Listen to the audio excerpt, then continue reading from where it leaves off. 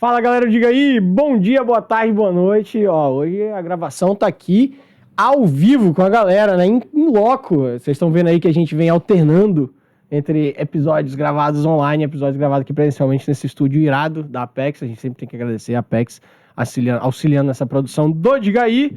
Tô com dois brothers aqui hoje, tô achando que esse episódio vai ter muita coisa engraçada e também tem que ter sempre muito conteúdo, senão não tinha chamado esses caras. Tô aqui com Pedro Zordan e Igor Bellinelli. Beleza, galera? Fala, Marcelinho. Tudo bem? Obrigado pelo convite. Cara, todo formal e fala, Marcelinho. Tudo certo, né? Marcelo, Tudo valeu certo. mais uma vez pelo convite. Sempre um prazer estar aqui no Diga aí. Bom demais, bom demais. Galera, é o seguinte, a gente tá aqui hoje pra falar sobre o mercado de fusões e aquisições, mas a gente sempre vai girando pra lá e pra cá, fala disso, fala daquilo. Vocês sabem que eu não consigo fugir um pouco da parte da filosofia também, né? E o Zordan aí já tá formado aí no Líderes também, então vai surgir boas coisas. Falta um ano ainda? Falta esse ano. Tá quase lá. Então, além de ser meu funcionário aqui na Apex, porque eu sou acionista da Apex, você é meu funcionário, eu ainda sou seu honorário lá no Líderes, né? Então você tá lascado comigo. Você vê como é que tá a minha vida, né? Rapaz, não, tá feia a coisa, hein? Não, e o Igor é meu pato no tênis, né? Não ganha de mim já tem que desde o ano passado. Tem que ouvir essa ainda Uns 6 por cima. meses que ele não ganha de mim. Aí eu fico me perguntando por que a gente aceita esses convites. É uma furada atrás da outra. Não, vamos lá. Pô, você aceita porque vocês gostam de mim, cara. E aqui no Diga aí a gente faz bons conteúdos. Verdade. Seguinte, bora. Começar sempre aqui de Pedro pra Igor. Quem é Pedro Zordan? Tô começando assim agora, todo episódio, diga aí. Tá bom, cara. Cara, tenho 31 anos, sou capixaba, sou formado em administração, com alguns cursos aí na área do mercado financeiro, né? Assim, sou um apaixonado pelo mercado financeiro e, acima de tudo, pela liberdade. E trabalho com o mercado de fusões e aquisições aí, já vai fazer uns 8 anos. Boa. E você, Igor? Quem é Igor Bellinelli?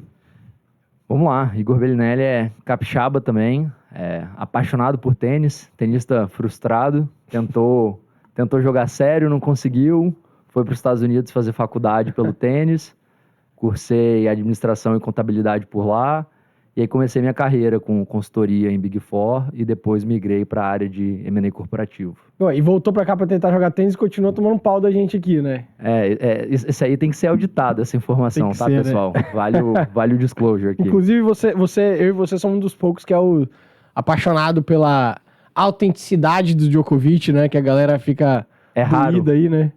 O pessoal gosta de criticar, né? Mas quando você vai ver entre Djokovic, Nadal e Federer, quem que tá falando do coração mesmo, né? Eu acho que é o Djoko. Eu também acho. A galera vai ser controversa aí. A galera vai bater na gente. Os Federetes vão... Os Federetes vão comentar.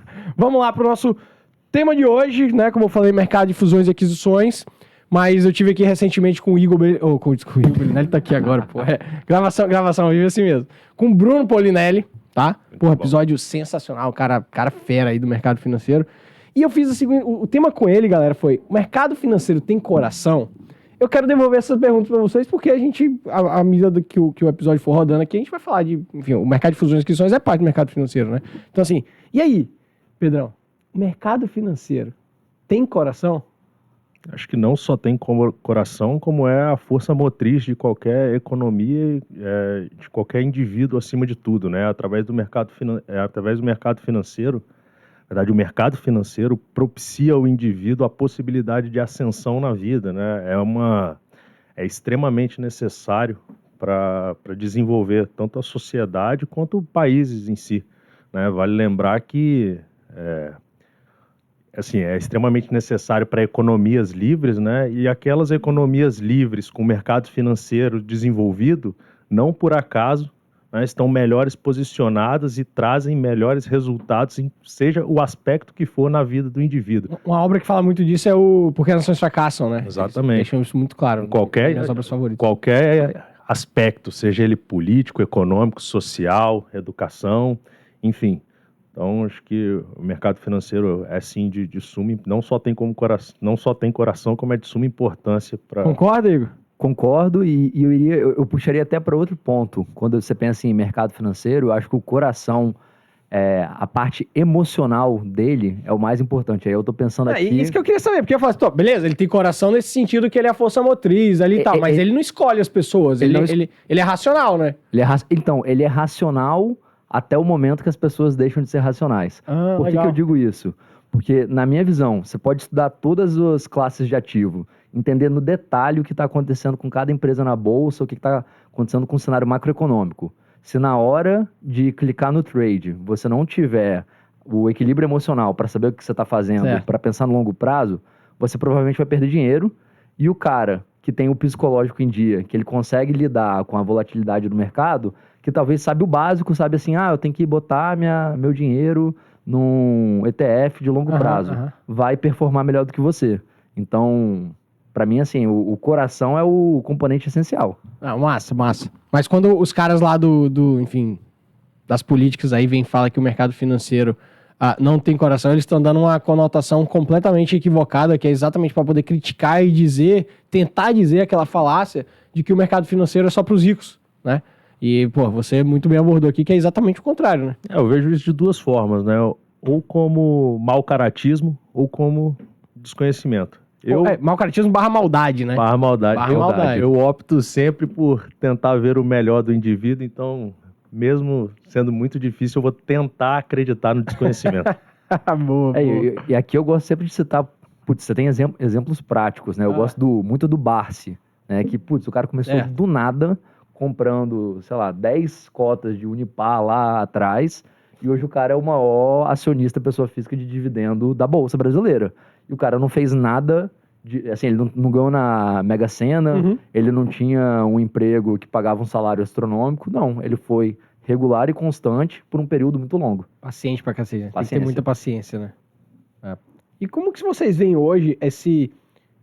Eu quero pegar o governo atual, tá? Assim, como que vocês veem hoje muito as coisas que o governo atual vem fazendo, praticando, ameaçando, anunciando em relação ao mercado de capitais? Porque eu, por exemplo, fico preocupado pra cacete. Não, eu fico bastante preocupado, muito porque talvez mais do que as políticas macroeconômicas, é o discurso do governo, né? E aí, principalmente quando você pensa no investidor estrangeiro, o cara tá olhando isso diretamente. O que chega lá pro investidor americano, europeu, é notícia. O presidente falou isso, ministro falou X. E isso traz uma visão ruim. E, na minha opinião, o Brasil está se segurando muito no cenário macroeconômico, no cenário global, por conta da taxa de juros alta, Selic. Que hoje o Brasil é um dos melhores países para você se investir na renda fixa. Mas você acha que a decisão foi acertada em relação ao Covid e tudo que a gente veio tendo? Essa taxa de juros alta? Porque você vai estar se segurando, só que por outro lado ela também foi um segurador da inflação, né? Ajudou a segurar um pouco a inflação além do que a gente tem hoje, que tá alta, ok, mas poderia estar muito pior. Não, perfeito. Eu acho que foi uma decisão acertada. O meu ponto é, o Brasil não está sendo bem avaliado porque a economia está andando bem, né? O investidor estrangeiro vem para o Brasil por quê? Ele fala, é o único país no mundo que tem um rating decente, onde eu consigo botar minha grana para render a 13,75 e a inflação é 6%. Eu estou arbitrando aí 7%. Na hora que isso cair, que a Selic vier para 7, 8, e se a inflação não acompanhar para baixo, eu acho que a gente vai ver muito capital estrangeiro saindo do Brasil e muito por consequência do cara falar assim, perdi a vida boa do rendimento dos juros e o governo atual tá me passando segurança, não tá me passando confiança de que ele vai fazer um trabalho que vai fortalecer a economia. Então, são anos bem preocupantes, eu diria. Acho que só para completar, né, eu vejo com zero surpresa isso. Zero surpresa. Zero surpresa. Você se surpreende? Não. É uma tragédia anunciada que eles fizeram nos últimos anos, né, e que eles avisaram que iria fazer. Sim. Então, assim, eu acho que não tem por que alguém ver surpresa no que está sendo feito. Agora, é extremamente preocupante, né? Você tem mais regulação, menos liberdade. Mais tributo. O governo opta por conversar com aqueles que mais têm familiaridade ideológica e não sob um aspecto econômico, mercadológico. E, não coincidentemente, né, esses países de maior convergência política são aqueles que estão em pior situação. Você tá falando de convergência política entre o governo do Brasil, do PT, Perfeito. O governo com atual o e cara da Nicarágua lá que não aceitou assinar o negócio, Perfeito. o Amorim tá lá abraçado com o Venezuela, Maduro, Argentina. e a Argentina e tal. Assim, você vê claramente que a opção por estreitar esses laços comerciais, ele não é visto ele não é analisado sob um aspecto econômico, Não sim é. ideológico. Então, Sim. assim, é uma tragédia anunciada que o pior, a gente sabe que vai acontecer e quem vai sofrer somos nós, É por infelizmente. isso que naquela hora que a gente tava falando assim de mau caratismo, maldade e desconhecimento, muito me acha, assim, o meu pensamento muito vai pro lado do mau caratismo e maldade, porque os caras estão vindo que o negócio não tá dando certo. Sim. Não dá pra dizer, quem fala isso sabe que tá mentindo e sabe que tá mentindo. Não dá pra dizer que a economia da Nicarágua, da Venezuela, de Cuba, de Venezuela... Tá indo bem. Tá indo bem. Não dá, dá. assim, ponto. O cara vê os números, fato, é. sacou? Mas mesmo assim, os caras chegam e falam, ó, pô, não, lá tá maravilhoso. O Lula falou que, comparando logo que ele assumiu o governo agora, ele comparando o Brasil com a Argentina, ele falou assim, ele tava lá na Argentina, falou assim, a Argentina está numa situação privilegiada, e eu peguei um país destruído. Semi-destruído. Aí vem o Segre, que veio aqui recentemente, né, e falou, pô, o que é país destruído? Vamos lá, vamos comparar a inflação, vamos comparar o PIB, vamos comparar o crescimento, vamos comparar isso. O Brasil com a Argentina é absurdo. E que Diferente. situação privilegiada é essa da Argentina, Pois né? é, Que né? o cara, pra você ter ideia, tem vários relatos de argentinos que os caras estão pedindo pra dolarizar o salário, porque a inflação Sim. mensal é tão Sim. grande Sim, que passa 3 meses o cara não consegue mais fazer a É mesma porque é a compra. situação privilegiada dos amigos do rei, velho. Exatamente. Tem que saber. Aí tem Pior, assim, privilégio pra esse cacete. discurso, né, além de tudo, não passa credibilidade. Você acha que esse é o pior recado pro mercado? Esse é o pior?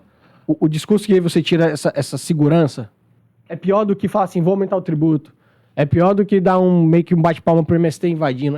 Esse discurso é pior ainda?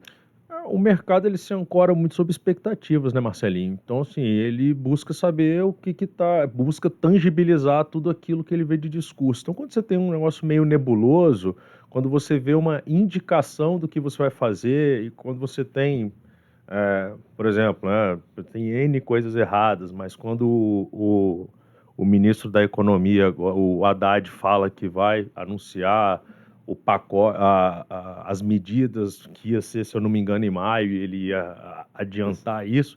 Isso é uma coisa positiva que foi feito, assim, porque pelo menos você ancora as expectativas do mercado. Porque o que tem hoje cara, o cenário é ruim, mas quão ruim? O quão pior pode ficar? Então você fica numa volatilidade muito grande, porque cada um faz as suas contas, cada um fica numa expectativa e você não tem nada... Pode ficar muito pior? Sempre Com pode. certeza. Muito. Nossa experiência mostra isso, né? Mas eu acho assim, mais do que tudo, esse discurso prejudica, né, prejudica as perspectivas do país de desenvolvimento. Acho que pegando o gancho que o Igor falou, né? O Brasil, ele tinha a chance de largar, né? Logo depois, e aqui os parabéns ao Roberto Campos Neto, né? Pela condução que ele teve durante... E parabéns, tá aguentando apanhar com força, hein, velho? Mas, assim, pela condução dele no Banco Central frente ao período de pandemia. Agora, assim, esse discurso é muito complicado. E aí, assim, dado todo esse trabalho que foi feito pelo Campos Neto, né, o Brasil tinha uma excelente chance de largar na frente desses emergentes, que é o que o Igor falou. Cara, o mundo tá destruído, né? Tá muito ruim para todo mundo. E aí, assim, o Brasil... a curva, né? Ele subiu taxa de juros num momento que ninguém tava Pois subindo ainda. E aí, assim, o Brasil tava com a casa, sem parabenizar governos anteriores, nada disso, assim, para mim são coletivistas de igual porte, com algumas medidas, mas coisas importantes foram feitas. Mas o fato é que o Brasil tinha uma chance muito clara de poder largar muito na frente desses, principalmente frente aos emergentes, e ser o principal país onde receberia esses recursos estrangeiros. E a gente tem um ativo que o mundo precisa muito, né? Inúmeros, né? Que são as commodities, né? Assim, aí quando você pensa na guerra na Ucrânia, você pensa a questão da China, etc. A gente é um país de commodities que a gente tem uma boa oportunidade, assim, teria uma boa oportunidade de alavancagem agora, né? De crescimento, né? Pois é, mostrar que você está com a casa arrumada, que você tem uma política bem estabelecida, que você conversa bem. Infelizmente, assim, a gente, mais uma vez, a gente perde essa oportunidade. Nós somos experts em perder oportunidades, né? É isso que eu O Brasil vai ser um eterno nota 5, né? É Eterno- aquela frase, né? O Brasil não perde a oportunidade. De perder a oportunidade, perder a oportunidade. boa. E aqui, Igor, onde que se encaixa, assim, beleza, a gente fez uma boa introdução aí ao mercado financeiro, mas hoje o nosso tema querendo ou não, é mercado de fusões e aquisições, que, enfim, eu tenho certeza que é parte do mercado financeiro, mas como que ele se encaixa, assim, me ajuda a enxergar aqui, num plano mais macro, como se fosse um organograma, a gente tem o mercado financeiro e a gente tem as várias caixinhas embaixo, como que funciona? Onde que entra a caixinha do mercado de fusões e aquisições? Vamos lá, acho que esse tema é super, super relevante, porque normalmente quando as pessoas pensam em mercado financeiro, o cara pensa só na bolsa. Na bolsa, ação. Pensa em Compra e ação na vende. bolsa listado. Mas o mercado financeiro, na verdade, engloba muito mais áreas. Perfeito. Né? Então, ele engloba, por exemplo, a área de estruturação de dívidas. Então, se uma empresa precisa captar novos recursos, isso daí faz parte do mercado financeiro.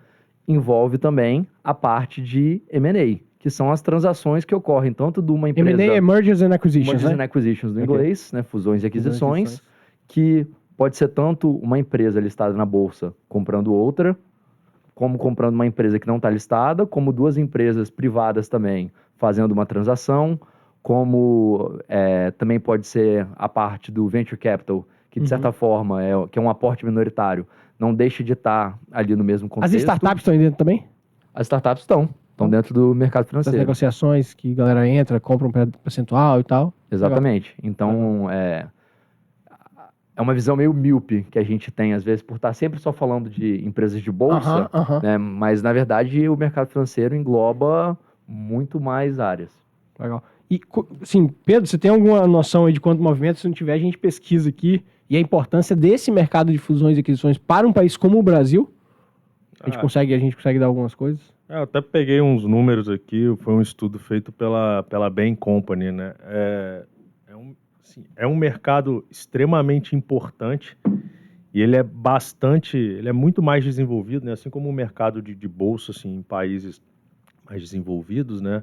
Infelizmente a nossa proficiência ainda é muito baixa nesse tipo de transação, mas em 2021 nós tivemos recorde na história do Brasil, foram 66 bilhões de dólares transacionados no mercado de fusões, bilhões de dólares em M&A, foi um recorde, né? No mundo foram 6,9 tri. Ui. É dinheiro, hein, velho? Assim, daí a gente teve algumas marcantes, né? Em 21 teve a Hapvida comprando a Notre Dame, você teve o Carrefour comprando o Grupo Big, Localiza e Unidas,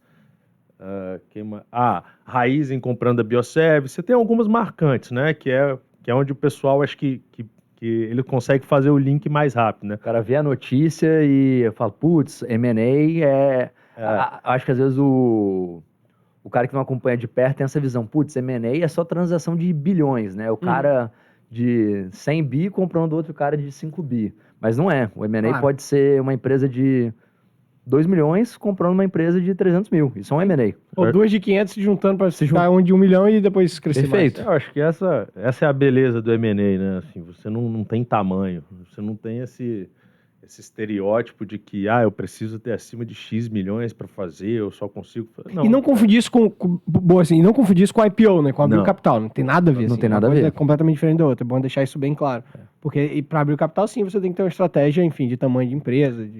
Esse é um outro situação. problema que a gente até poderia entrar nisso numa outra oportunidade, podcast, mas né? é um estereótipo também que se criou aqui. É mesmo? Você precisa de ter acima de 1 bi para fazer IPO. Não precisa, né? Por que os caras justificam isso? Pelas taxas cobradas, que são um absurdo.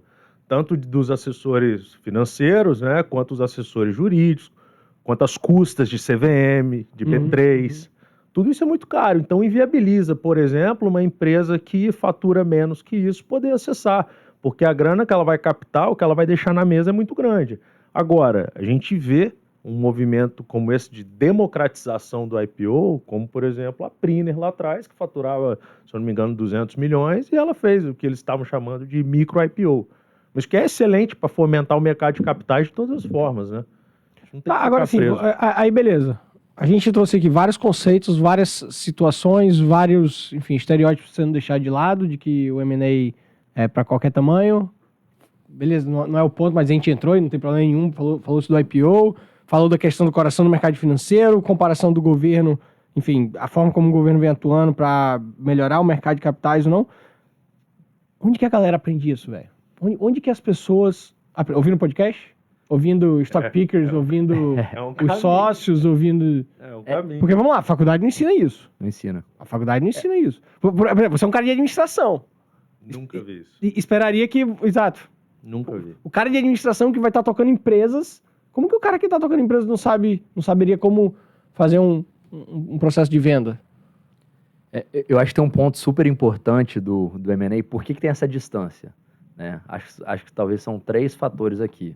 Um, que é uma área super especializada. Então, mesmo as empresas que têm seu time de M&A, o cara não tem um time gigantesco de M&A. Ele tem algumas pessoas ali que estão alocadas para estudar certos ativos. Uhum. Então, assim, você não vai ter... Não é igual um time comercial que você tem 50, 100 Ficar ali pessoas. vendendo toda hora, pá. Exatamente. Até porque o M&A são atividade core, operações né, da pontuais empresa. também, É isso, né? não Não é toda hora, Não né? é atividade core da empresa. Então, já começa por aí. A segunda parte, talvez, é que o M&A... até pelos termos que a gente usa, né? Tudo vem muito de fora, né? Sim. Tudo vem do próprio Mergers and Acquisitions. Se você olhar todos os documentos que a gente prepara numa transação de M&A, os caras são todos termos Tem inglês pra em cacete. inglês. Então, assim, isso talvez naturalmente afasta um pouco. E para mim, o terceiro ponto, que é o principal, por que as pessoas não estão familiarizadas, é que o M&A é confidencial até ele acontecer. Certo. Então, as pessoas não percebem que existe um mercado paralelo. Nesse momento estão rolando zilhões de Estão negociações. rolando Agora. milhares de negociações, empresas mandatando um advisor para procurar um comprador, empresas mandatando um advisor para procurar outras empresas para adquirir, e essas empresas estão conversando o tempo todo. E a proporção, né, de sucesso a gente sabe que nem sempre é tão alta. De sucesso da negociação. Da negociação, assim, o M&A é um processo muito complexo. Então, eu diria que, assim, como... A gente brinca que M&A é miséria e agonia. Porque Muito bom. Eu diria que, Muito assim, bom, não tinha ouvido, não. Muito bom. eu diria que, assim, pela perspectiva de um comprador, cara, você vai olhar umas 50 transações para fechar uma. Mais ou menos. Fala de você. Você, assim, lógico, dentro das limitações que você tem, de suas confidencialidades aí, tem que ser respeitado tudo. Mas você é um comprador. Isso, hoje eu atuo na ClearSale, representando a parte compradora da ClearSale. E como que é isso? Assim, vamos lá. E você vai lá, por exemplo, você falou 50 para 1. Onde que você acha essas empresas? O que você analisa? Vamos lá, acho que tem várias coisas aqui. Jordão, quando você pode ir interrompendo, perguntando. Vai me complementando também. Complementando que não tem essa não, hein? Eu acho tem basicamente 2 maneiras, né, de você trazer um deal, que a gente chama para mesa, né? Pode ser da maneira ativa, que é você falar assim, putz, conheci startup tal, conheci tal empresa, acho que tem sinergia com o negócio da empresa que eu trabalho, vamos puxar esse cara para mesa para conversar, entender. E tem o passivo, que é o quê? Os bancos de investimentos, as boutiques, trazem as oportunidades. São empresas que estão querendo ser vendidas. Ok. Né? Então, naturalmente... Que vai ter um assessor sell-side, que se chama, um assessor, né? sell-side ajudando esse cara a coordenar o processo, preparar os materiais, coordenar due diligence. Então, assim, você tem um flow constante de oportunidades que estão chegando até você e oportunidades que você também está procurando de empresas que te interessam. Então, Pedrão, e você, aqui na Apex, você trabalha como assessor, né? Isso desses deals, dessa negociação, buy side, sell side, o que vocês fazem aqui? Explica pra gente. Bom, minha carreira até o momento ela foi majoritariamente na cadeira do Igor, né? Foi fazendo M&A corporativo. Comprando, principalmente? Do lado, assim, posicionado na empresa, né? Na cadeira que o Igor senta hoje. Então, legal. Eu tive algumas oportunidades de fazer transações tanto aqui quanto fora. E aí, na Apex, a gente muda um pouco de cadeira, que agora a gente está do lado da assessoria, né? Hoje, o nosso trabalho aqui, dentre outras coisas, é facilitar a vida do Igor. Levando... Você está no meio entre o comprador e o vendedor, normalmente? Ou pode ser que você seja o assessor da venda? A gente atua como assessor de uma das partes. Okay. Né? É mais corriqueiro que seja o assessor do vendedor. Do vendedor. Né? Porque as transações que a gente faz aqui, ou que negocia Normalmente esses grandes grupos eles já possuem uma área dentro, Estruturado, né? De certa forma, o time de M&A corporativo de uma empresa grande é o assessor do comprador, Ok, né? Então, entendi. Exato. E do lado de cá envolve assim, a inteligência de você poder saber o que esses grandes consolidadores ou que os grupos consolidadores estão buscando, né? Não só restrito a isso, lógico. Então, faz parte do nosso dia a dia conversar com fundos de investimentos e com grandes companhias. Então, a gente liga para o Igor e fala, Igor, pode falar um pouco do seu planejamento estratégico para crescimento inorgânico, o que você está buscando para completar. E aí ele vai falar um pouco e isso dá insumo, né, para a área, para a gente poder trazer inteligência e montar ali uma pesquisa de mercado para ir atrás dessas oportunidades e levar, né, porque assim, o nosso nível de assertividade, né, o nível de adesão aumenta muito, né? Igor já começou a falar, eu brinquei da miséria e agonia, porque o nosso índice de transação com sucesso no Brasil é muito baixo, né? Fala-se um número em torno de 25%. Ok. Então, isso se dá por diversas formas, tá? Por diversas causas, seja por conta da nossa baixa proeficiência em finanças, falando a nível como país, né? Seja pelo nosso manicômio tributário, nosso manicômio trabalhista, nosso risco país de uma maneira geral, né? Tudo isso não ajuda, certamente não ajuda a uma transação ir para frente. Então, o nível de assertividade é muito baixo, então por isso a gente usa desses mecanismos para poder levar algo um pouco mais endereçado, né? Isso falando de empresas maiores, né? Mas a gente tem empresas menores, a área possui uma inteligência daquelas empresas que estão capitalizadas, que estão buscando, o que elas estão buscando, e aí, paralelo a isso, quais setores estão mais aquecidos, porque assim, não é só tamanho, né? Claro. Às vezes você está trazendo, tem alguns setores, né? Como, por exemplo, acho que a gente pode citar a Ambipar. A Ambipar, ela desbravou o setor, né? Antes era um setor com baixíssima movimentação, e aí começou a ter algumas, só que é um setor ainda restrito, né? Então você fica meio que refém de um comprador. Se ele não quiser, puta, e aí?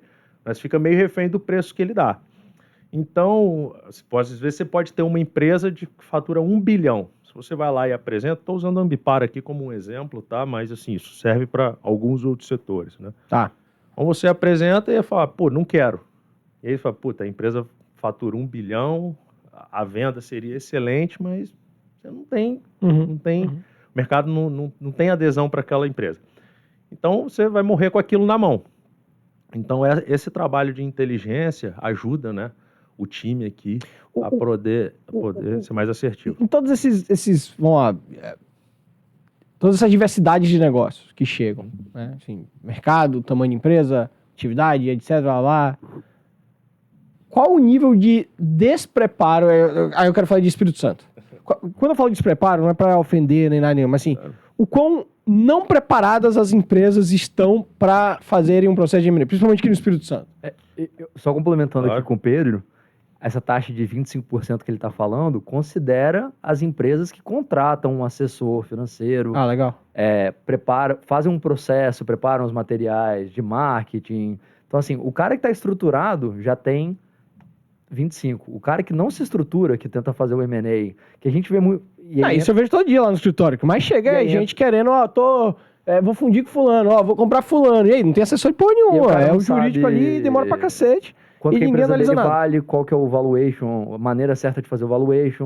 Não sabe reforçar quais são os principais forças da empresa dele, não sabe endereçar quais são as contingências que a empresa dele vai ter. Então, esse cara tem uma chance de conseguir concretizar o deal muito, muito menor do que 25%. Claro. E aí que entra o papel do assessor, né? Porque, como a gente falou, a empresa, por exemplo, o Igor está lá hoje na ClearSale, mas a atividade da ClearSale não é fazer M&A. Não. A atividade core dela é outra. Então, o papel do assessor é dar facilidade para esse processo. Até mesmo no caso, por exemplo, numa venda, né? Às vezes o cara quer realizar tudo aquilo que ele construiu durante a vida, mas, puta, não é atividade dele, não é responsabilidade dele fazer um M&A, não é para aquilo que ele está ali. Né? O foco dele tem que estar em tocar a empresa. Assim como se ele colocar a gente para tocar a empresa, possivelmente a gente não vai ter o êxito que ele tem tocando. Claro. Então, assim, cada um na sua caixinha.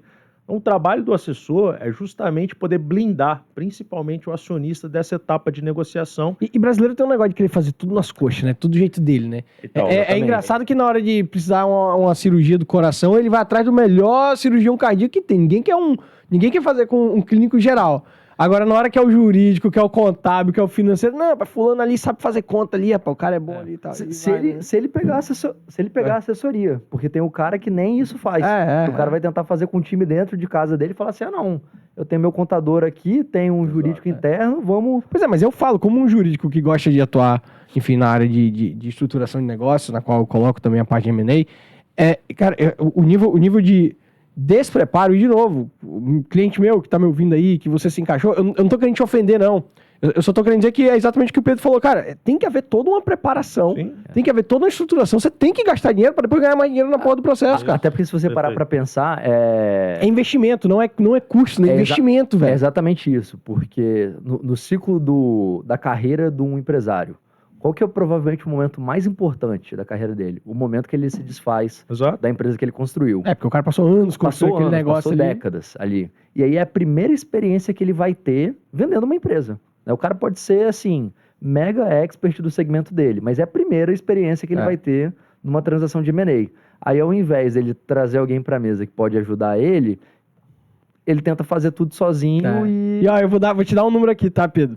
E Igor tá aqui pra mostrar que não é mentira. Eu e Igor atuamos num caso de... é M&A, não deixa de ser, não importa o tamanho. Em que a gente aumentou em 300 mil%, Igor? Foi isso. Foi isso. 300 mil%. Não, mas O valor da venda do ativo dele. Esse era o Galera, ponto não que é eu- mentira, o número é esse mesmo. 300 mil% o valor da venda dele. Mas esse é o ponto, assim, primeiro, tem algumas empresas que, para você, cara, ela identificou ali, é a empresa perfeita, tá dentro do planejamento estratégico, ela precisa daquela empresa ali.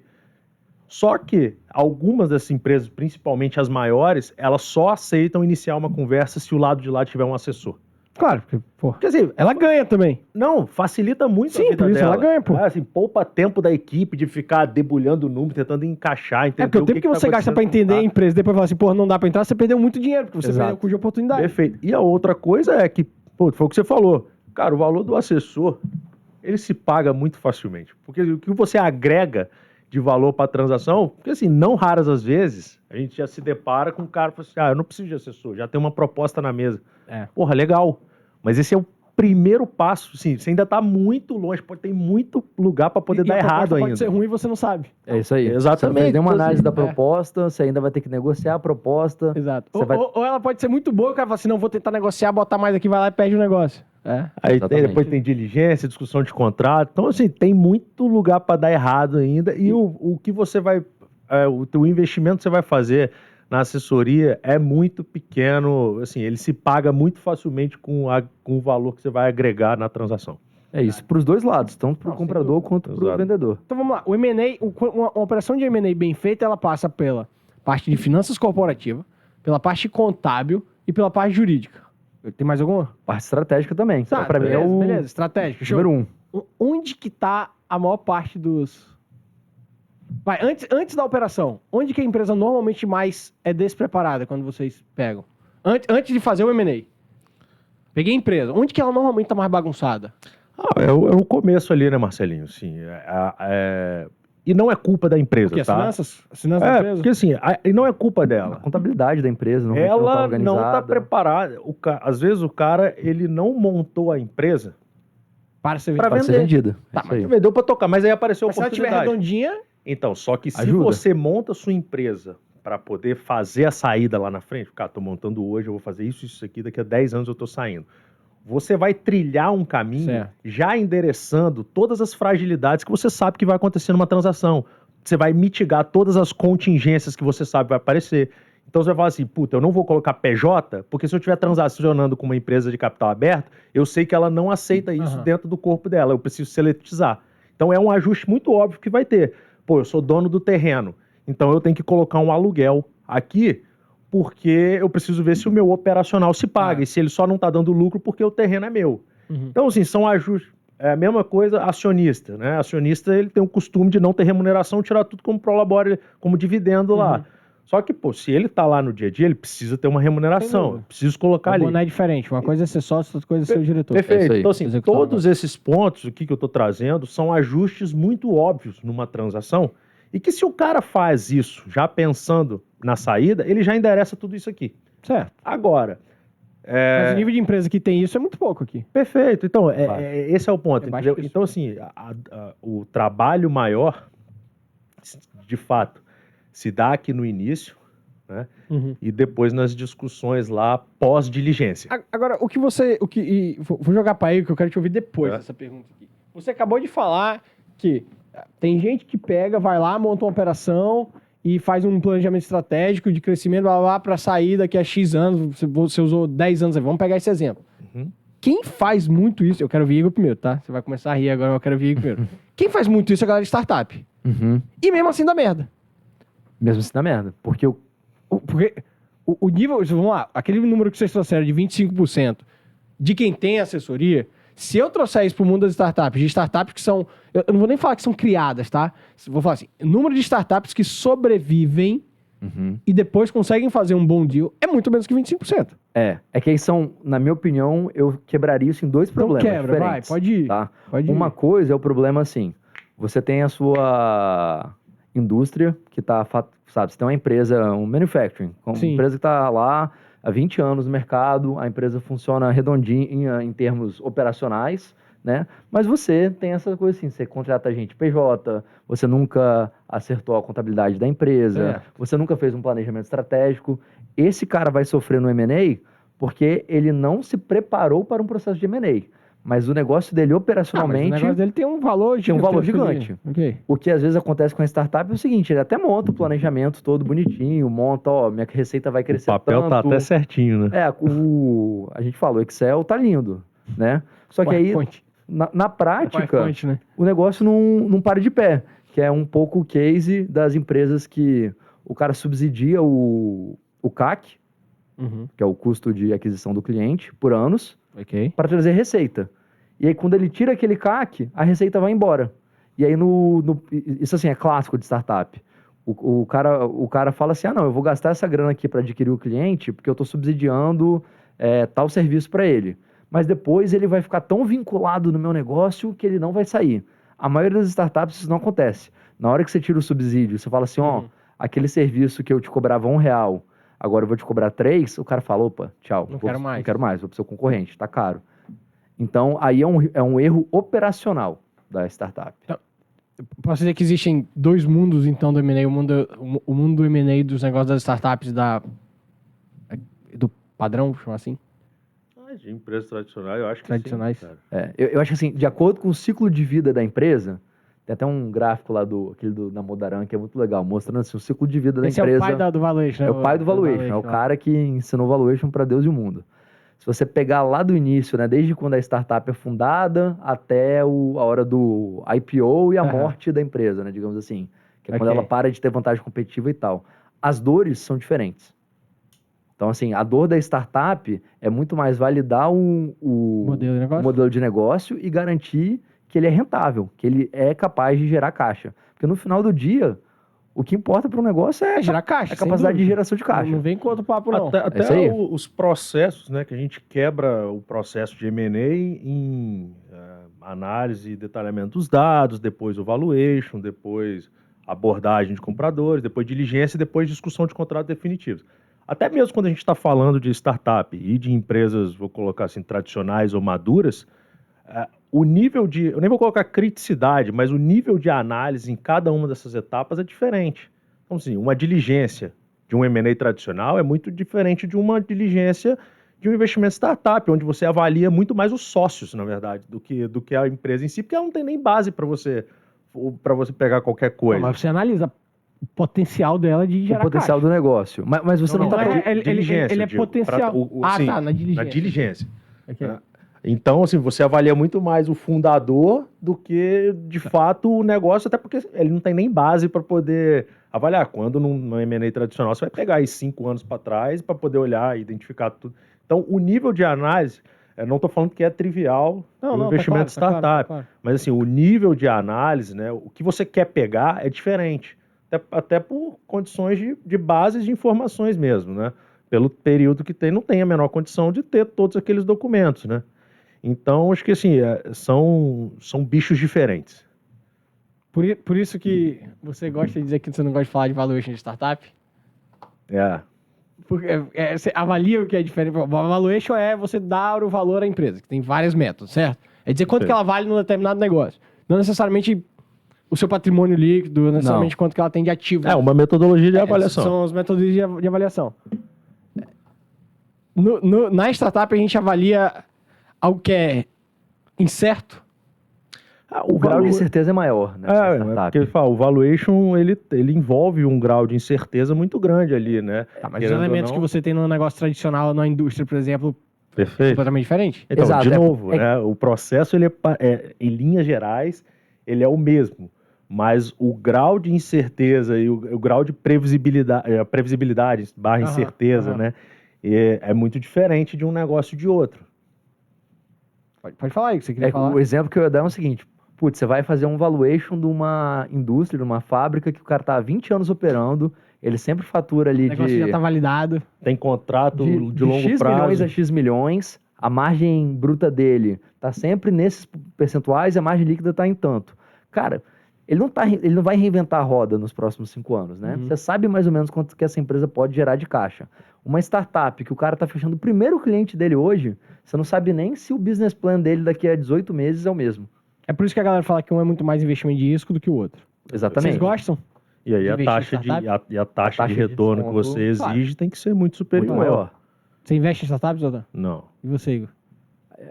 Eu gosto de startup desde que eu consiga... Putz, aí a gente entra... Podia ser outro podcast lá na também. Clear vocês compram startup? Cara, a gente fez já um investimento... Eu não diria que é uma startup, mas é uma empresa menor, né? Muito pensando no potencial que ela pode ter. Toda aquisição, você está comprando pensando assim, se eu estou pagando X agora, isso tem que crescer no futuro. Tem que trazer 5X para mim. Exatamente. Agora, boa parte do que a gente vê hoje, quando a gente chega lá em qualquer site de notícias ou, sei lá, aqueles informativos, por exemplo, eu adoro ler o The News, né, que chega lá no meio bonitinho, já de forma bem reduzida. Cara, tem muito negócio do mercado de fusões e aquisições. Muito negócio de M&A. De startup. Fulano investiu tanto. Vem aí um novo unicórnio. Vem aí não sei o que lá. Fulano investiu. Fulano comprou. Fulano vendeu. Boa parte do mercado de fusões e aquisições hoje está ligado a startups. Boa parte. Não estou dizendo que é o principal, tá, gente? Pelo amor de Deus. Boa parte. Muito que a gente vê. Enfim, eu já venho atuando, enfim, no mercado de startup, estruturando também, já, sei lá, uns 10 anos aí. Eu sinto que o negócio deu uma mudada nos últimos, sei lá, 18 meses. E aí me lembra, e aí foi até um ponto, eu não lembro quem da nossa galera lá do Academy, uma das pessoas pediu pra fazer essa pergunta, foi Dudu, né? Porque já tava aqui. Me lembra os .com. A bolha do .com. Será que a gente tá com uma bolha de startup assim? E quando eu falo uma bolha de startup, eu não tô querendo dizer que vai quebrar o mercado, nem nada, como a crise de 2008, nada disso, mas assim, deu uma desacelerada legal, velho. Isso impacta muita gente. Sim. Vocês acham que a gente tá? Eu acho assim, o mundo para as startups mudou. Até 2021, a gente até brinca, tem o... Era muito de fantasia, né? Fantasia assim, no bom sentido, que todo mundo acha, bicho, isso aqui vai mudar e tal. Tem até um meme que ficou bem famoso, que é a plaquinha lápide, assim, adeus múltiplo de receita, né? Porque em 2021, você avaliava, as startups eram sempre avaliadas assim, múltiplo de receita. O cara nem pensava assim, putz, mas qual que é o potencial de geração de caixa dessa empresa? Quanto que ela pode ter lá de margem líquida no longo prazo? O cara não fazia essa conta. Ele pegava assim, tá faturando tanto, eu acho que vai faturar tanto ano que vem, bota um múltiplo em cima. Agora, não dá mais para ficar só no múltiplo de receita. Você tem que parar para pensar assim, mas na maturidade aqui dessa empresa, quando ela criar o portfólio sólido de clientes, quanto que isso aqui vai poder ter de margem líquida mesmo, de geração de caixa? E aí você paga baseado nisso. Né? Então, será que a gente não está entrando agora no mercado real de startups? Assim, agora as pessoas vão olhar direito? Eu acredito que sim. Esse era o ponto. Assim. Eu acho que, na verdade, o que está acontecendo agora é que o mercado está caminhando para a normalidade, né? Numa Selic a 2, o dinheiro aceita desaforo. Ok. Agora, EBITDA para quê, né? Eu nem sabia o que é isso. Agora, numa Selic a 13, o teu grau de diligência no teu investimento tem que ser muito maior. Pra garantir aquele retorno melhor, porque deixar o Isso. dinheiro ali investido tá seguro, né? Exato. E eu acho até que essa correção do mercado tem a ver com o primeiro ponto que a gente falou lá do coração do investidor. Que até o investidor Interessante. institucional, os fundos de venture capital que tem os bolsos fundos, Sim. em 2021 tinha aquela sensação que é o FOMO, né? Feeling of Missing Out. Uhum. Que via uma startup legal com um modelo diferente, os caras falam assim, putz, se eu não fizer uma proposta melhor, eu vou perder essa Perdeu o startup, bonde. o cara vai virar unicórnio. Rolava isso pra cacete. Então rolava aquela sensação assim, não, paga aí 10 vezes receita, não sei nem... Botei pra ter o sentimento de que não perdi a oportunidade, né? Exatamente. Então, que você vê, é o Entendo. cara agindo na emoção ao invés de usar o racional. Eu acho que agora, com a Selic alta, então o custo de capital aumentou, e dado assim, o cenário que a gente está vendo de um monte de layoff, de empresa de tech, as startups estão com mais dificuldade de captar dinheiro, agora as pessoas estão fazendo mais conta. Não, o investidor tá sim. parando para ver o que para de pé, de fato. Porque você trouxe o assunto de startup, né? Mas não se limita aí, né? Porque é do mercado, O né? Assim, é do tanto nosso de tema aqui. cacareco que veio pra bolsa, pô, não tá na história, né? A gente teve o boom dos IPOs, mas, puta, se você for pegar o que de Mas a gente não fato... deveria ter mais IPO aqui no Brasil? Não, deveria, sim. Agora, eu tô falando assim, mas elas não acessaram a bolsa pelas razões corretas. Foi pra dizer que fez. Ela acessou pela oportunidade, que foi o que o Igor tá trazendo para os fundos de VC. Só ocorreram os fundos de private equity também, ocorreram nas gestoras. Ficava, puta, o IPO, eu não vou dar nome de empresa aqui, mas, puta, a gente teve umas 6, 7 que você olha claramente e fala, cara, isso aqui não merecia estar aqui. Porque, aí, tudo bem, assim, pô, defendo que tenha cada vez mais IPOs, mas que as empresas acessem pelo motivo correto. Da mesma forma, né, aquele boom de PFs na bolsa. Tá certo, cara, tem que ter e tomara que tenha cada vez mais, mas que as pessoas acessem pelas razões corretas, sabendo dos riscos que estão ali implícitos. Claro. Então, assim, e não só pelo oba-oba, porque isso pode fragilizar muito mais. E, pô, pensa aí, essas mesmas empresas que vieram a valuations absurdos atrás, hoje muitas delas estão valendo 1/3 do que vieram, ou menos que isso. Então o trauma para PF é muito maior. Pô. PF, pessoa física, né? Pessoa física, isso. O trauma para pessoa física é muito maior. E aí ela fala, puta, não vou acessar mais esse mercado. Se ela vem pelas vertentes corretas, né? Se minimamente, olha, puta, a empresa ela gera um lucro, ela tem um potencial de crescimento, né? Tudo bem, legal. Agora, assim, não foi o que aconteceu, tanto do lado das empresas quanto do lado dos investidores também. Então, sim, os dois têm culpa. Tem uma outra pergunta aqui, de nosso querido amigo, no caso meu sócio também, Márcio Borba. Ele trouxe duas perguntas aqui, eu vou começar com essa outra aqui. Se estamos vendo vários indícios de desaceleramento, não só do mercado de fusões, como da própria economia também. Como que vocês estão esperando aí agora? A gente pode focar mais no mercado financeiro, mas se quiser falar em macroeconomia geral também, fica à vontade. Como vocês estão enxergando essas questões para os nossos próximos, sei lá, até o final desse governo, vai? Pensando aqui em M&A?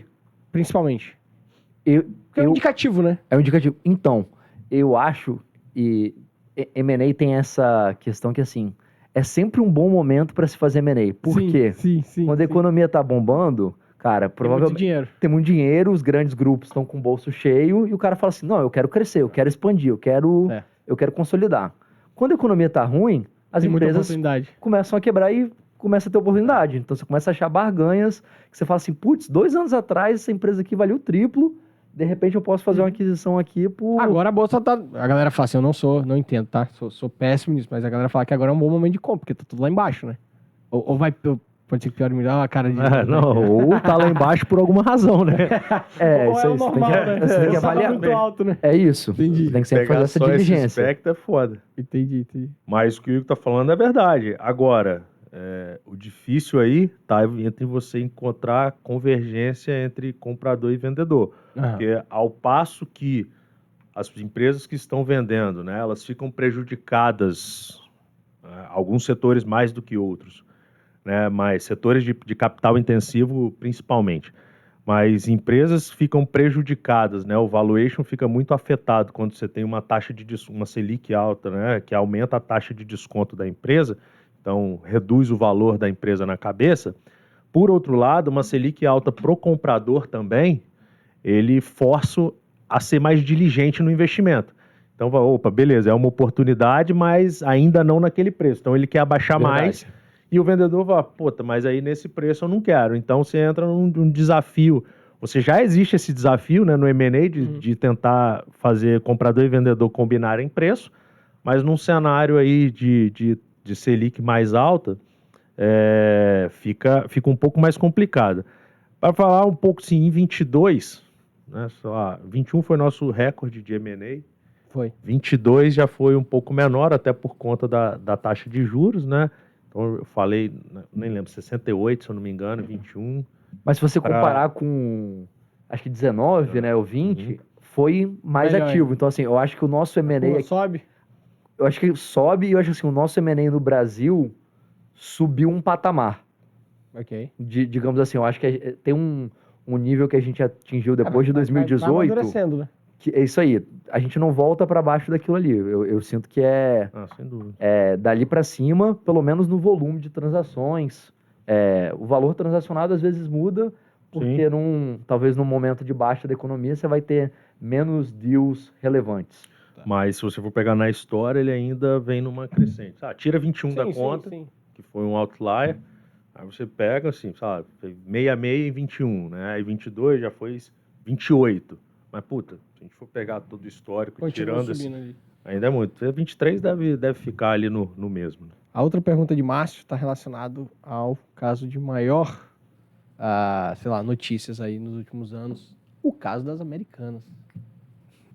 Eu vou até deixar vocês falarem, que eu só sei que alguém fez uma coisa muito errada lá. Deixa a parte técnica aí para vocês e análise. E se vocês acham que tem muito mais disso do que o que a gente pensa. Primeiro, o que aconteceu tecnicamente na Americanas? Explica pra gente, vai, começa aí, Igor.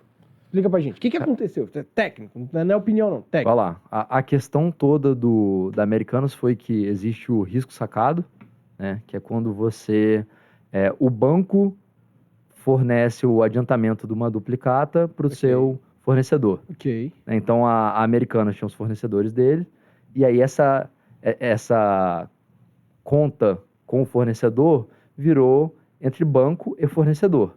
Só que qual que é a contrapartida disso? Agora a Americanas tem uma dívida, entre aspas aqui, com o banco. Com o banco, certo. Né? O buraco ficou com o banco agora. O buraco ficou com o banco.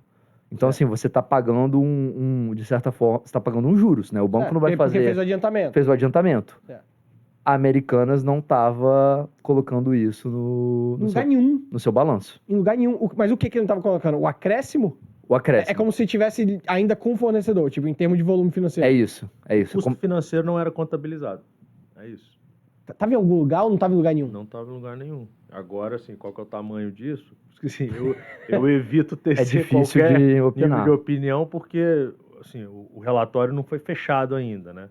Agora tem alguns pontos aí que devem ser... Em termos técnicos, financeiros e contábeis, isso é muito errado, né? É errado porque... É errado contabilmente. Porque quem pega o balanço lá não vai enxergar o tamanho da dívida. E o maior problema é esse. Porque você engana o investidor. Quando você faz você engana o investidor e o seu credor também. Certo, porque quando um banco vai fazer uma análise de dívida para te emprestar dinheiro, ele vai ver a capacidade de pagamento, a sua posição de dívida atual, para ver quão alavancado você está. Se ele não está enxergando esse valor da dívida, é mais fácil dele te dar uma linha de crédito maior. E é isso sucessivamente. Quando você aplica isso para vários bancos, cascata ali. faz o efeito cascata. Agora sim, você tem um outro ponto aí também, que são as cartas de circularização. Quando você vai fazer uma auditoria, trimestralmente essas empresas fazem, né?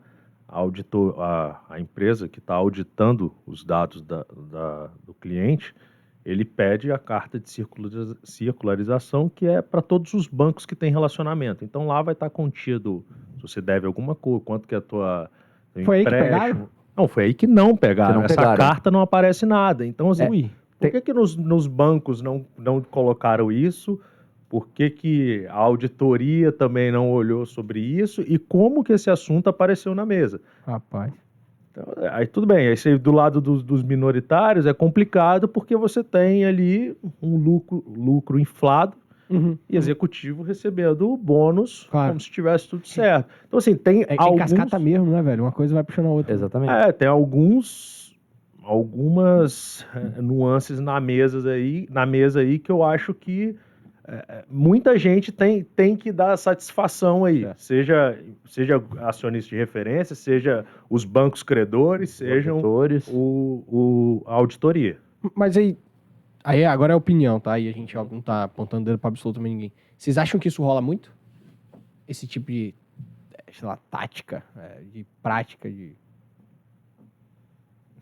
Mano, a gente não tá dizendo, a gente tá dizendo quem tá fazendo. É uma opinião de vocês, velho. Sim, Vocês acham que rola muito pelo jeito? Acho que rola muito. sim.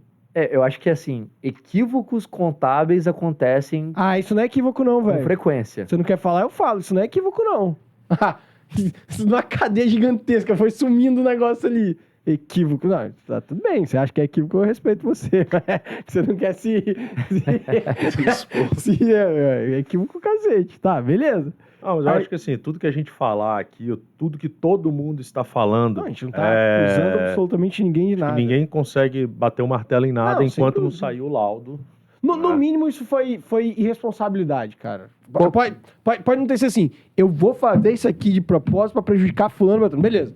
Mas no mínimo tem uma, sei lá... Concordo. Isso sim. negligência, imperícia aí, enfim, tal. Agora aqui, vocês não acham que situações como essas, beleza, assim, porra, é um erro que prejudica o mercado, prejudica os acionistas, né, quem tem lá, e muita gente. Mas não são situações como essa que faz a gente amadurecer e ter um sistema melhor, um mercado melhor? Porque assim, é muito melhor quando há um equívoco você pegar do que o negócio continuar ali, né? Então, assim, Claro. Com certeza. Ter a visibilidade que o erro está acontecendo é isso. faz o mercado. Porque Não com tô dizendo que é certeza. bom que aconteça isso, tá? Eu tô dizendo assim, uma Não, vez entendi. descoberto, assim, é uma... Já que ele tá acontecendo, a gente só não sabia, é muito melhor você ter visibilidade, né? E aí você volta até no caso lá da Enron, nos Estados Unidos, Uhum. né? Que foi um mega escândalo contábil também, que praticamente, assim, foi o caso da Enron que ditou toda a regularização do processo de auditoria que existe hoje. Uhum. Então, assim, revolucionou o processo de independência do auditor para a empresa. Só que saiu daí. O SOX saiu dali. Seria a obrigação da CVM ter descoberto isso? Não? Não. E nem deveria, né? eu Senão não a gente entra entendo. numa situação... A eu gente não discutiu entendo isso lá na você. Academy, né? Que é você pegar e passar igual o Minority Report, ter os precogs lá e falar assim, ó, tô achando que você tá fazendo coisa errada, eu vou começar... Pô, aí a CVM não... Não é isso. Legal. Nem É a posteriori, né? Essa porra tem que ser a posteriori, né? nem Senão o você tira o princípio do livre-arbítrio Sim. do... O próprio livre eu vou mercado te punir também. porque talvez você vá cometer um erro. nem do auditor, até acho que é um ponto legal de falar aqui, Ah. que às vezes você tem o indivíduo tem essa visão que a função da auditoria é pegar fraude contábil. Não é. Não a é? função do auditor é garantir que as demonstrações financeiras Conformidade. representam de maneira fidedigna Aham. a realidade da companhia, Legal. que por consequência não estava acontecendo. Então, assim, eles falharam Ok. nessa parte, mas Ok. o ponto deles não é ficar investigando para ver se tá tendo alguma coisa errada. Legal. Tanto é que depois que sempre que você termina um trimestre de apuração, que a auditoria entra em campo, se você não está cumprindo com aquilo que deveria, se você não está em conformidade com algum procedimento, existe a carta da auditoria, que eu esqueci o nome aqui agora, que ela emite, e é um documento que está lá. Porque qualquer coisa que acontece depois disso, ela pode usar na justiça, olha, eu tenho a minha carta aqui que eu entreguei para a empresa e está assinado pelo diretor financeiro da empresa de que ele tem ciência de que eu falei que esse tipo de procedimento estava em não conformidade. Então, assim, é ali que ela se resguarda. Saquei. Bom, hein? Muito bom. Muito bom. Primeira parte aqui. Porra. Muita informação. Fica a galera lá do nosso grupo lá. A gente tem um grupo, Academy Proibidão. Não, Excelência entregou. Puta. Ué, quem que você acha que não sabe que existe grupo? Sempre rola. Deixa eu te falar um negócio. Todo grupo de associado tem um grupo paralelo, sacou? E tem que merecer entrar. Então, os Exato. novatos aí do Academy lá que estão, que entraram esse ano aí, querem fazer parte da Academy, tem que fazer valer, tá? Vão ter que Não é- ralar, né? Não é assim. Exatamente. Entrei não e tal. Vai mandar um abraço pra alguém, não? Não vou, não. Não, pra ninguém, nem pra base, ele é tão carente, cara. Tem que mandar. E é amigo dos dois. Base. Abraço especial pra Tonhão, né? Tonhão. Carequinha. O carequinha. Vamos ele. Vamos lá, galera. Nossa segunda parte, mas como sempre nesse intervalinho a gente faz um agradecimento à Apex. Porra, tá ajudando pra cacete. Ficou até impressionado aqui com a estrutura, né? Muito boa. Profissa. Negócio profissional. Parece Ah. que eu tô no Flow Podcast. Não foi? Só Vamos faltou lá. a bebida aqui. Só faltou aqui, não. Tem o café. Mas vocês são livres, vocês podem trazer. Não. Tá valendo. Vamos lá. Segunda parte, vocês conhecem. Mais dinâmico, mais de indicação. Pedrão, vou começar. Pedrão, Igor. Pedro, um livro. Pode ser sobre o tema de hoje, pode ser sobre o que você quiser. Enfim, liberdade. Vou indicar 2, então. Boa. Um sobre liberdade, a revolta de Atlas. Ê, Até coisa mas, boa. assim, Tava com saudade, tinha tempo que não indicava. foi o livro que É o livro mais indicado, mudou né, minha diga aí. vida. Exatamente. Nossa. E financeiro, The Dark Side of Valuation, da Modaro. Boa. Igor, você nunca leu Revolta de Atos, não? Né? Nunca li, cara. Se você É um que eu prometer tenho pra mim, falar assim, Marcelo, eu vou Ah. ler, eu vou te dar. Ô, louco. Vai ter Que moral, ler. hein? Fazer Marcelinho Não, tirar eu o escorpião não, do eu não. bolso. Eu não. É porque ele já tem um livro lá Não, na não casa tem, não, dele. vou ter que tá? comprar. Vai ter que Caramba. prometer. São 1.200 páginas. Nossa. E ele vai te fazer... Ele vai me cobrar E a toda gente vai ter que semana. debater. É, Toda semana a gente cada vai fazer um update. discurso dos top lá, a gente vai ter que debater. Acho que isso é um bom projeto, hein? Ó. Vamos conversar sobre isso. Aí, ó. Não, o cara vai casar agora, não vou nem jogar essa bomba pra ele, velho. Não vou nem jogar. Vai, dica o livro aí. Cara, o que eu vou indicar é um pouco fora do normal, mas chama Barbarians at the Gate, que é um livro sobre private equity, que é o primeiro case famoso de private equity dos Estados Unidos. Pô, legal, nunca Que é tinha a sido compra da Nabisco, aquela empresa de biscoito. Eu lembro disso, dessa empresa. E, putz, é muito legal porque o cara te dá, assim, várias informações de como que é a negociação de um private equity, como que o cara faz Pô, pra legal. gerar valor, assim, é um livro bem fora da caixa que não sei nem se tem outro igual. Pô, ó, tem que ler, hein, Pedrão. Tá vendo? Esse Boa. eu não conheço. Vamos lá. Um filme e ou uma série?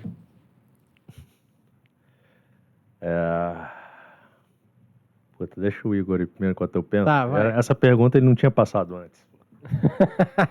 Eu vou recomendar aqui, não sei se todo mundo vai gostar, mas para também sair um pouco do financeiro, o Breakpoint, Breakpoint, eu ia falar, ele vai indicar o Breakpoint, é sobre tênis. de tênis, cara. Netflix tá fazendo uma série sobre vários esportes aí. É isso. Vai ter a parte 2 agora. Vai ter a parte 2. Que eles fizeram primeiro com Fórmula 1, que é o Drive to Survive, onde eles acompanham os bastidores. E assim, putz, eu particularmente, assim, era zero apegado à Fórmula 1, assisti o Drive to Survive e comecei a acompanhar. É mesmo? Por conta da série. Eu não. Porque é muito legal Tá na quando quinta você... temporada já esse negócio? Acho que agora já tá na sexta, se bobear. Doideira.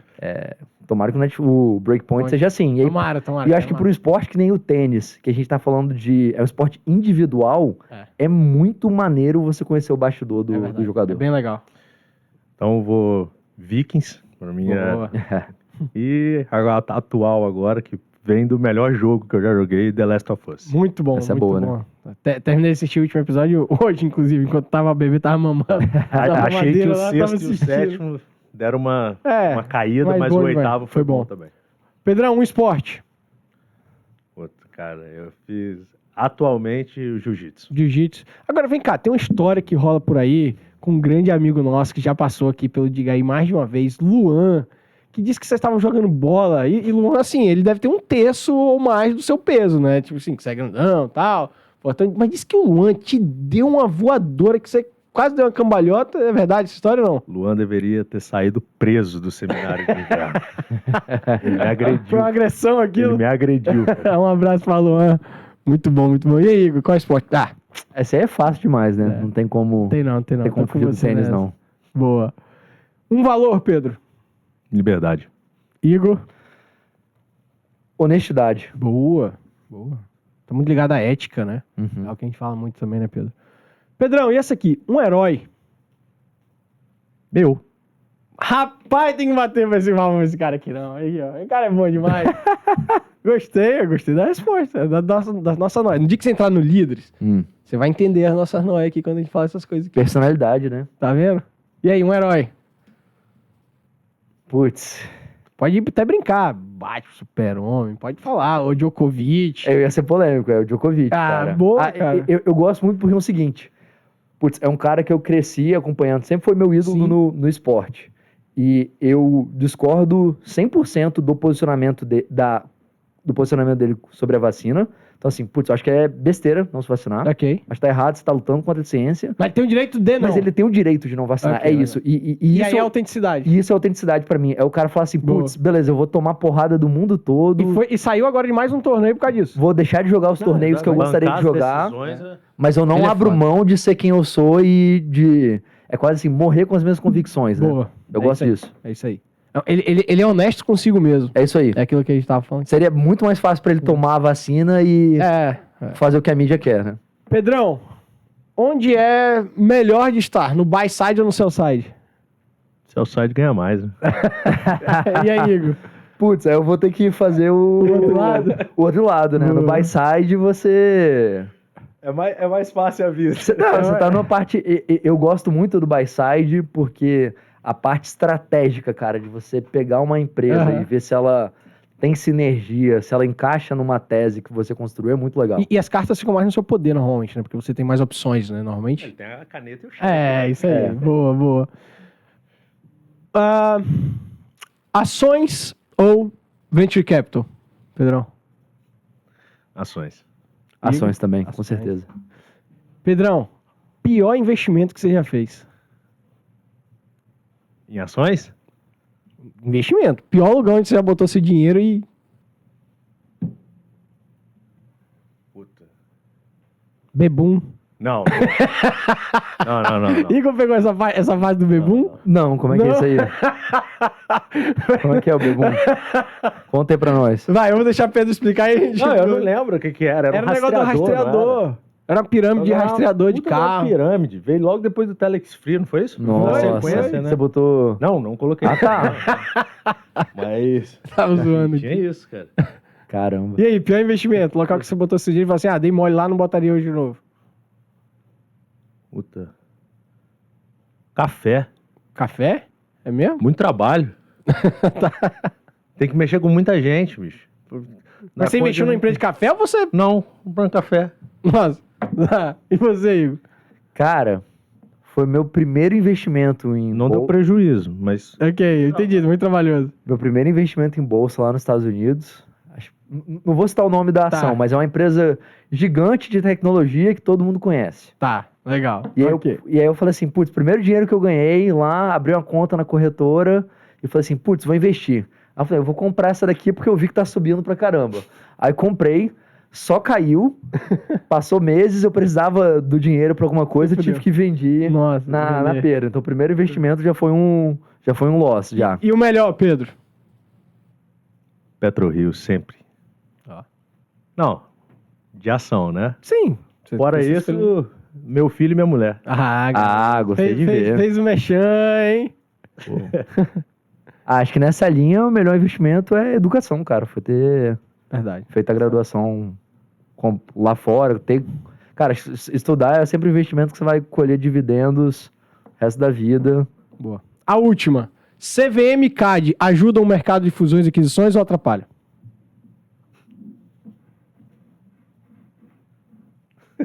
Ué, ajuda ou atrapalha? Você pode falar, pode ser melhor. Você pode falar assim, pô, podia ser melhor. Precisa existir, mas pode ser melhor. E aí? Poderia ser muito melhor. Boa. Cara, eu acho que assim, a existência deles ajuda, com certeza.